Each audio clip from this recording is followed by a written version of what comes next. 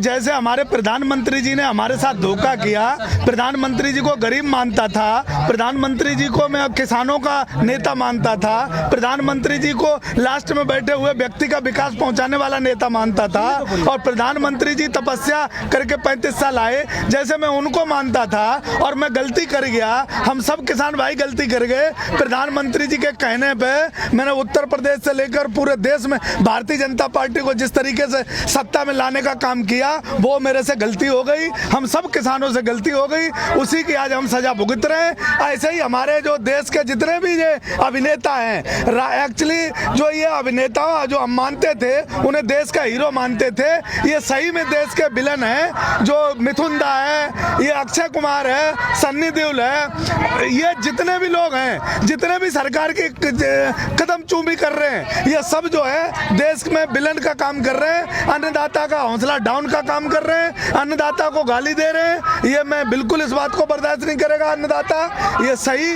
अगर आज किसान समझ में आया है तो किसान के ये समझ में आई है कि कौन हमारा है। इनकी फिल्में कौन देखता है? ये किसान के बेटे देखते हैं। इनकी फिल्मों को इनको हीरो कौन बनाया है? ये किसान बनाया है, देश का नौजवान बनाया है। आज उनको पता चल गया कि किसान जो बैठा हुआ बॉर्डर पर वो देश का असली हीरो है, और सीमा पे लड़ता हुआ हमारा जवान वो असली हीरो है। ये सब विलन है।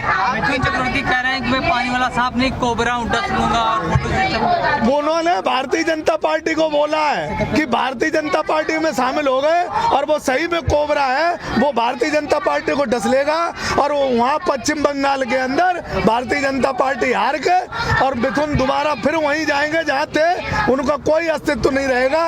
क्योंकि भारतीय जनता पार्टी ने ईडी के माध्यम से, सीबीआई के माध्यम से अपनी सत्ता में लोगों को लाने, उसमें बंगाल में अपनी पार्टी में लाने का काम किया, लोगों को डर पाने से। कितने लोगों को कहोगे कि हमसे गलती हो गई? जब कोई अक्षय कुमार जैसा बीजेपी का प्रचार करता है, आप कहते हैं गलती हो गई, हमने स्टार बना दिया। मिथुन दा को आप कह रहे गलती हो गई, हमने स्टार बना दिया। मोदी जी की बात करें, योगी जी की बात करें, कितने लोगों को आप इस तरह करके कहते रहेंगे कि हमसे गलती हो गई? भैया पहले क्यों आपको समझ में नहीं? भैया पहले समझ में नहीं आया। लोग किसी ऊंचे पद पे पहुंच जाते हैं, इनके बोरे के पैसे इकट्ठे। अरे समझ में इसलिए नहीं आया कि 70 साल हमने कांग्रेस को दिए, कांग्रेस को देखा, इनको हमें समझ नहीं आया था। हम समझ रहे थे कि भारतीय जनता पार्टी राष्ट्र को मानने वाली पार्टी है, राष्ट्र के लोगों के लिए काम करने वाली पार्टी है, तो इन्हें सत्ता में लाना चाहिए। अब इन्हें हम सत्ता में लाए, जब हम इन्हें केंद्र में ले आए तो इन्होंने कहा कि उत्तर प्रदेश में ले आओ। अब देश का किसान उत्तर प्रदेश में लेके आया। अब इन्होंने जो नंगा नाच मचाया है, किसान की जमीन हड़पने का नाम काम कर लिया, इन्होंने बिजली महंगी कर दी, इन्होंने गन्ने का पेमेंट नहीं किया, जो किसान के साथ जो अनलिमिटेड भंडारण का कानून लगा दिया।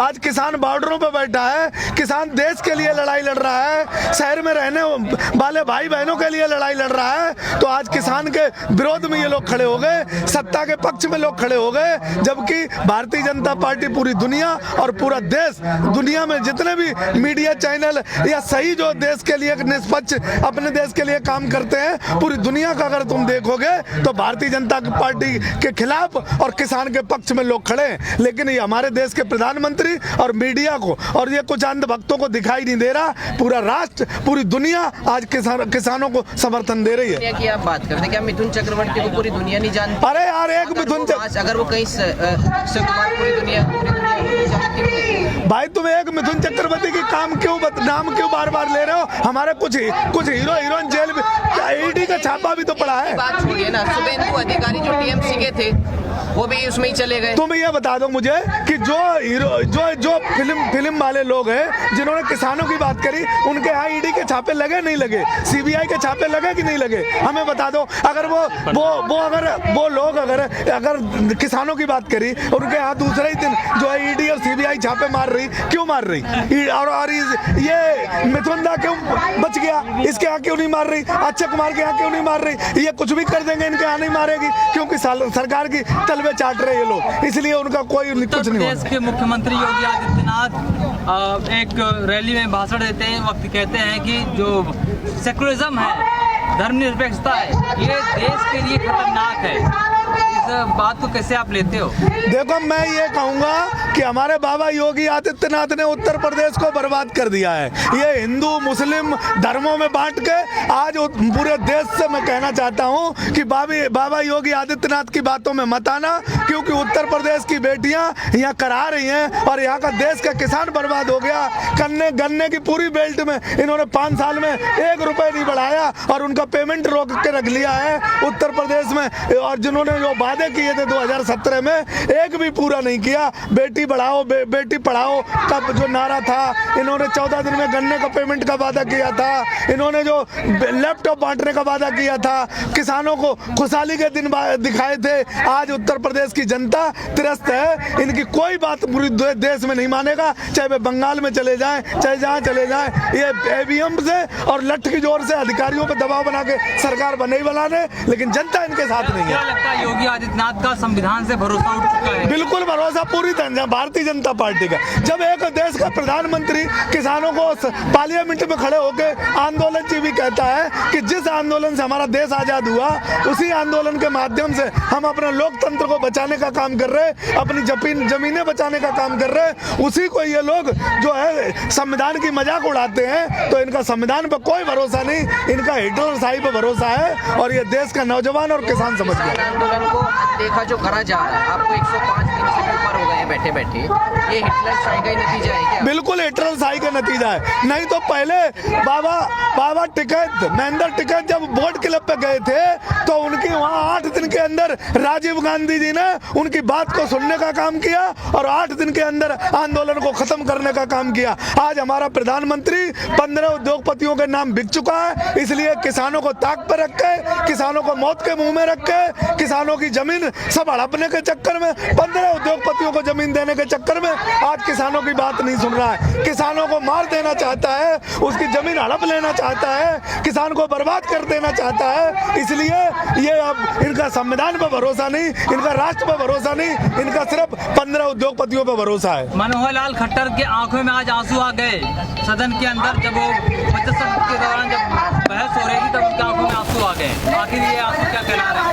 आंसू कुछ नहीं है, ड्रामा कंपनी के लोग हैं। इनके अंदर अगर देखोगे तो ये कच्चा वाले जितने भी ड्रामा कंपनी के लोग हैं, ये जनता को जब भी प्रधानमंत्री भी रोए थे, प्रधानमंत्री भी जगह जगह जाके रोके और इस जनता का वोट लूटने का काम किया था। कौन नहीं रोता है? योगी आदित्यनाथ जी भी रोए थे, आज मनोहर लाल खट्टर भी रोए थे। इन्हें पता है कि इनके जमीन से सत्ता खिसक रही है। हो सकता है कि शाम तक तुम्हें खबर मिल जाए कि हरियाणा में सरकार इनकी गिर गई है। ये अपनी सरकार बचाने के लिए रोए, किसान के लिए नहीं रोए। किसान ने इनकी जमीन खिसका दी, किसान ने इनके हेलीकॉप्टर नहीं उतरने दिए। आने वाले समय में उत्तर प्रदेश में तुम्हें ये दिखाई देगा कि इनके हेलीकॉप्टर जमीन पर नहीं उतरेंगे, ये गांव में घुसने नहीं दिया जाएगा, इसलिए रो रहे हैं ये लोग। हरियाणा के अंदर बीजेपी सरकार खतरे में है, अविश्वास प्रस्ताव पर बिल्कुल खतरे में है, बिल्कुल। वहाँ के विधायकों का जमीर जाग चुका है और ये हरियाणा में सरकार गिरेगी, और अगर नहीं गिरेगी तो भारतीय जनता पार्टी का एक एक विधायक एक एक वोट के लिए तरस जाएगा आने वाले समय में। और उत्तर प्रदेश में भी ये होने वाला है। उत्तर प्रदेश के अंदर 325 विधायक देने का उत्तर प्रदेश की जनता ने काम किया था। आज वो 30 भी विधायक ले आए उत्तर प्रदेश में 2022 में, तो तुम देख लेना, क्योंकि जनता डंडे और झंडे के साथ अपने दरवाजों पर तैयार खड़ी है। कोई वोट मांगने जाएगा, वोट नहीं देगी इन्हें। बताइए आप, जब बीजेपी जीतने की बात करती है तो आप कहते हैं ईवीएम करके घोटाला करके जीत जाएगी, लेकिन ये कैसे आपको पता है कि हारेगी? आपको कैसे पहले पता चल जाता है? कैसे पता चल जाता? इसलिए पता चल जाता है कि अगर इनको 25% वोट मिला तो ये 30% बना देते हैं, क्योंकि कई कोर्ट में केस चल रहे हैं, बदायूं को चल रहा है, कई जगह के कोर्ट में केस चल रहे हैं कि 8000 वोट फालतू आए, 10,000 वोट फालतू आए, नहीं मानो तो कोर्ट से निकलवा लेना। कई जगह कोर्टों में केस चल रहे हैं कि जब मशीन पैक हुई तो वोट कुछ थे, जब खोला गया तो वोट कुछ थे, और जब रिजल्ट दिया गया तो वोट कुछ थे, तो उनमें डिफरेंस आया है कोर्ट में। इसलिए भारतीय जनता पार्टी ईवीएम का सहारा लेती है। और हम इसलिए कहते हैं कि अगर ये 25% जनता पे भरोसा रखते हैं तो अब की 5% भी जनता इन्हें वोट देने वाली नहीं है। ये 25% तक हम जाने ही नहीं देंगे इन्हें, तो ये कैसे ईवीएम में हैक कर लेंगे? कुछ नहीं कर सकते। भरोसा हमें जनता पे है, ईवीएम पे बिल्कुल भरोसा नहीं। और अगर ये देश को और राष्ट्र को, अगर लोकतंत्र को मानते हैं तो ये क्यों नहीं कराते चुनाव? करा ले, ये भी तो ईवीएम का सवाल उठाते थे। अब चुनाव करा ले बैलेट पेपर पे, नहीं कराएंगे क्योंकि इनका माई बाप इनका ईवीएम है। ईवीएम के सहारे से ये बेईमानी कर लेते हैं और पूरा का पूरा बिहार का रिजल्ट तो देखा होगा। इन 15 से 20 तक विधायक अपने ईवीएम से और लट्ठी जोर से बनाए। ईवीएम के अलावा और कोई मुद्दा नहीं है कि सरकार को हराने का? सरकार को जब भी इस सरकार को हराने की बात चलती है, सरकार के खिलाफ कोई बात चलती है, सिर्फ ईवीएम का मुद्दा उठता है। क्या काम काज ईवीएम का मुद्दा हम उठाते रहे, किसी ने नहीं माना। इन्होंने हमारे साथ धोखा किया, हमारी जमीनें लेने का जो कानून पास किया।